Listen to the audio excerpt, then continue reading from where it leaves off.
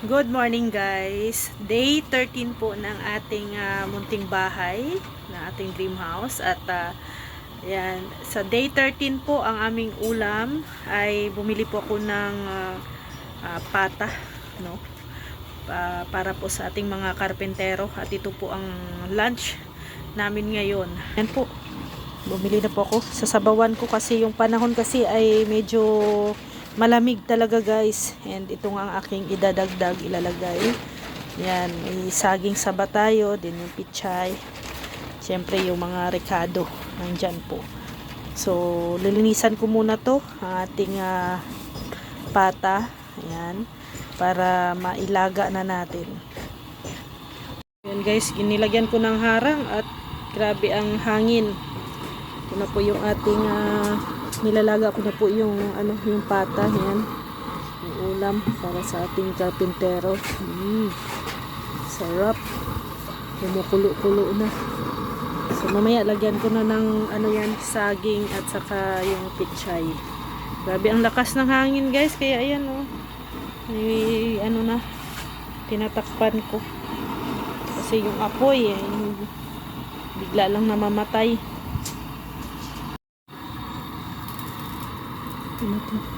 Yan na guys, nilagay ko na yung yung saging. Medyo maliit nga lang yung aming kaldero. Umaapaw-apaw na ang sabaw. Yan. Ilagay ko na rin yan, natimplahan na rin yan. So ang next ko na ilagay dyan yung pichay, pero parang alanganin pa yung yung saging. Pagkaluto ng saging ay yung pichay na. Then kainan na. Yan na guys, nilagyan ko na ng pichay and ready to eat na. And waiting na lang sa ating mga karpentero na matapos sa kanilang gawain, then kakain na. May po yan paminta, hindi po yan madumi. Paminta po yan. Nilalagyan ko kasi ng paminta pag nagluluto ako ng nilaga.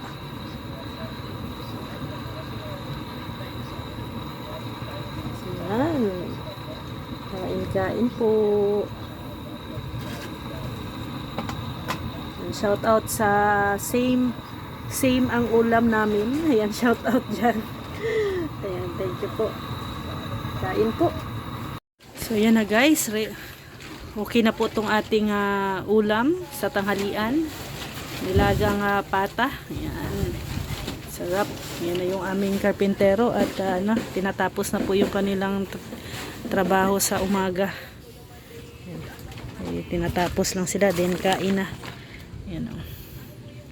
Tinataasan ang asintada. Ayan. Nakaready na din ito yung ating pinggan. Ito yung kanin natin dito. Kanin, saka ito ibaba ko ito mamaya dito para mas madali po silang kumain o kumuha ng ulam. At may mga tasa naman kami para lagyan nila ng mga sabaw, no? Gusto nilang humigop ng masabaw kasi ngayon dito guys, napakahangin. Ayan, tingnan nyo guys, lakas po ng hangin dito, kaya sakto yan yung ulam namin ngayon na sinabawan ay sakto sa malamig na panahon.